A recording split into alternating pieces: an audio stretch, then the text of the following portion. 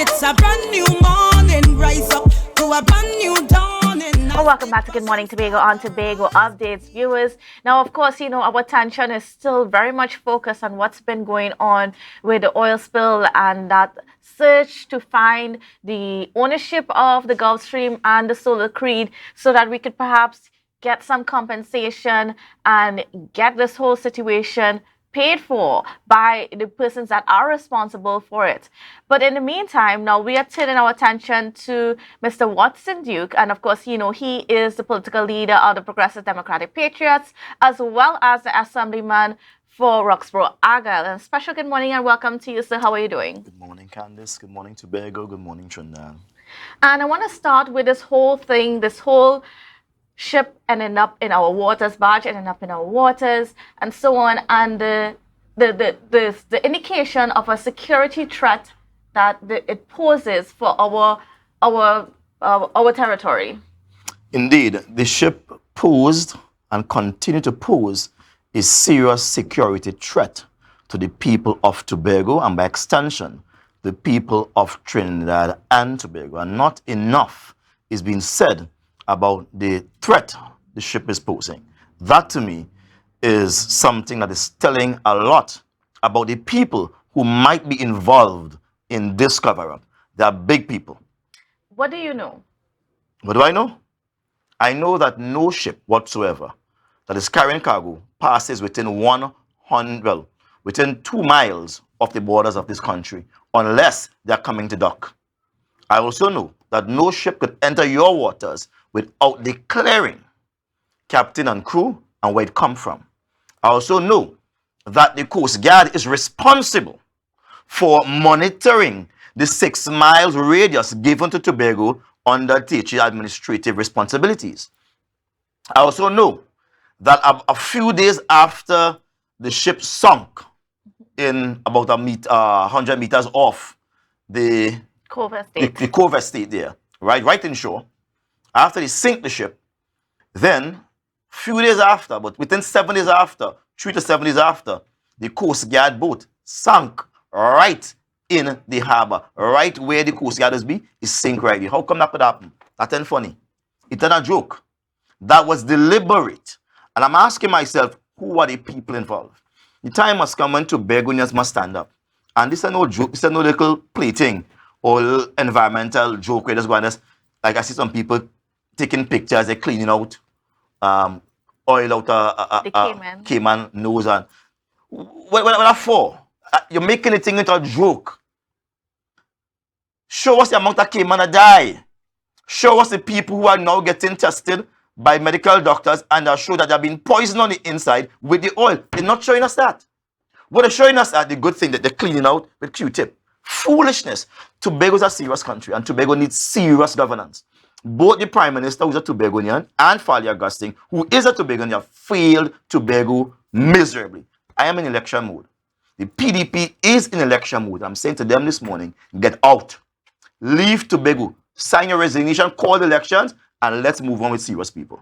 Definitely. Now, we've seen, and I want to stay on the security threat issue just for a little bit more. Yes, please. So we're seeing that, we had some information come out from the Coast Guard a week and so a couple days after this whole incident washed up on our shores. And we're not seeing any more information out there in terms of from our government at all.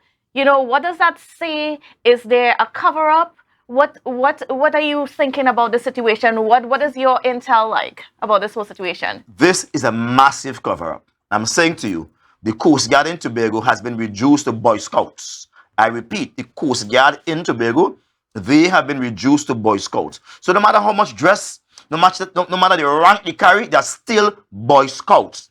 They have no systems to carry out surveillance within the parameters of Tobago.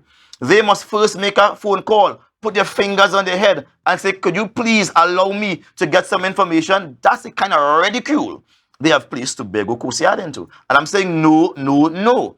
Anything that comes within that 6 miles radius ought to be identified, ought to be classified, and the Chief Secretary ought to be informed of that. But not even he. He doesn't even understand the work. He feel that he's some kind of humanitarian, cleaning out crocodile nose. What kind of madness is that? We ain't paying a chief secretary to do them kind of job. We paying a chief secretary to protect the borders of this country. And then he has the audacity to say they want more borders, more borders. They want to protect the oil under the sea, and they can't protect the oil on top of the sea. What kind of madness is that? They can't protect us from the oil on top of the sea. I am upset. I'm upset. This is a threat. Anybody could come into our waters anytime they want, poison the waters and kill everybody. And what can the chief secretary do? What is what would you do? I would say, what would you do if you were in that position? If you were in the position of chief secretary, what would you do? Well, first of all, I would resign because I recognize I'm inept, I'm incapable, I'm definitely not moving with the rhythm of society. I'm moving out of step with it. He's the only one seem to be under calm. The fishermen, they are not calm. The fishing grounds have been destroyed. The divers, they are not calm. The diving grounds have been destroyed. Yeah? Those with the pleasure craft, they are not calm. You cannot just look at water and say, water. I spent years in Wassa working, first of all, as a water treatment operator for many years. Good? So I know what it takes to treat water. Not because water look clean, means it's clean. It must go through a process. So by the time oil touch that, not because you scoop up the oil off of the surface and you ain't seen it with your naked eye, mean oil is gone. Where are the tests? Are you putting the results out on a daily basis to let Tobagonians know these are the results so they can fact check them? Are you going by one source to test your water, or are you going multiple sources? The people that are testing your water, are the equipment properly calibrated and recalibrated, or is it old calibration from 1902 they're using on us? I'm tired. I'm tired of this foolishness and this kind of PR stunt as if we are fools. We are not fools in Tobago. The average man in Tobago has a brain in his head and knows how to use it. And we are thinking for ourselves, how did that boat end up there? The man was trying to park the boat. Do you know where he was trying to park the boat? Well, definitely right there he was trying to park the boat. Right there. Where the boat ended up. And why? I am amazed to find out why. What I'm saying to you, the things that surround the boat is definitely telling. First of all, someone from the THA bragged and boast that about 5,000, I don't know if it's, how you call it, is gallons or what you call it, gallons of oil. 5,000 gallons. All of a sudden now, the figure has gone up to 35,000 gallons of oil. How much oil it really is? You can't just speak off the top of your head. Have they done any serious, meticulous inspection of that vessel? Or divers was just looking for a name as if it was a game? What's my name? And they're trying to find the name. Did they really scan that boat to see what's inside of that in today's society? You could be in a room and they could scan everybody inside that room. You don't have to come out. There's infrared thing. And there's also X-ray machines that could scan things above here. How come they ain't scanning? They're talking about looking for technology and latest technology. And there's some big sewer truck now, they pulling up the thing on them. Sewer truck. As if it's mess they're pulling up from the sea. Sewer truck. That is the latest technology we have. And then say, oh, they have a bill to submit. Submit a bill to who? How much it cost them in the first place? Yeah? What is the bill? How much it cost the fishermen from a loss of earnings? What is their bill? We have a bill to submit. Nobody has spoken about the fishermen and these people. I'm quite concerned about that. What would you do different if you were chief secretary, if you were sitting in this position and this vessel happened to wander in our waters and is causing all of these problems? What would you do? What would you do differently? Just repeat the question for me, please. Thanks. What would you do differently if you were chief secretary? I would have resigned. I'm totally incapable. I would have resigned. Leave these big jobs to the big boys. I would have recognized I'm out of my depths. I would have resigned. So then clearly, this job is too much for me. Who would be the people now to take control of something like this? Well, I would have looked for someone that have showed the level of, I can let the people decide. Because I can't choose. If I'm blind, I can't choose someone who could see. The blind cannot choose someone who could see. Allow those who can see to choose someone who can see. And definitely, we don't have the sharpest tool in the shed right now working for us. What about the effects now? you mentioned water before. Now, is there, and we know that Tobago has a lot of underground water and so on. Do you think that oil has the potential to contaminate some of the water that we have in Tobago in our watershed and so on? But it's not on the land, and I'm not certain how much water we draw from underground water from the seabed. But definitely, it's not on land. But what I'm concerned about is the poison that is in the air. Because while we know we could track the oil and say, you're going to Grenada, and as if to say there's redemption in that. Oh, you're going to Grenada. Our problem has now become a problem for those in Grenada, St. Vincent, and Barbados. We don't know where it's going. But the air, when there's poison in the air from this oil, you can't tell the wind which direction to blow. Right? And sometimes you may not smell it, and sometimes you become climatized to the scent, but you don't know the depth of poison you're breathing. I could tell you, there are people right now showing up at the doctor whose lungs are inflamed. Yeah? But nobody's talking about that. He's busy clicking on oil out of crocodile nose. I'm not sure that's the amount of crocodiles that have died and trapped in that. All of a sudden, this is not a risk. This is a serious security risk. This is what we call biological warfare against Tobagonians. So then now, you're saying that the chief secretary and the people that are handling it are not competent enough? I'm simply saying they don't know what they are doing. If that amounts to incompetence, so be it. But they don't know what they are doing. This is like biological warfare. A man dump a whole set of oil inside the shores. Cocaine show up with it. They bring one packet. Cocaine. Have they scanned to see if there's more under the oil? When Pablo Escobar and they was selling cocaine, they put it in ships, you know. They create double layer ships with these we call it again, this fiberglass, double layer, pack it inside, they put it in juice tins, they put it in different things. And one thing we know, people now has become very, very effective in smuggling drugs. Who knows what is under that oil, that 35,000 gallons or liters of oil? Who knows what is on? Have they scanned the boat? They are not doing that, but they're busy. Say, one packet of cocaine, they find. Where are the others? Where are the others? How it got there? Was it really oil or was it cocaine? So then what should we in Tobago do? If you're saying that we can't have confidence in the leadership at this point in time, and what should we do? We must demand a number of things. One, we must demand that the Prime Minister quit his joyride in Guyana, where he's walking around like a schoolboy on excursion, skinning his teeth for the cameras, posing. Yeah, that's all he's doing across there. Nothing sensible is coming out of that for Tobago and Trinidad. Because while your house is burning down, you walking around town watching Guyana, seeing development in Guyana and talking about oil and gas, while there's oil threatening the content of Tobago and the people around it. To quit that trip, come back here and deal with the issues as a head of national security, to deal with it. He needs to tell Tobagonians exactly where we went wrong, we as national security went wrong, where we can make amends, and where we could prevent this from happening. He needs to give a report on that.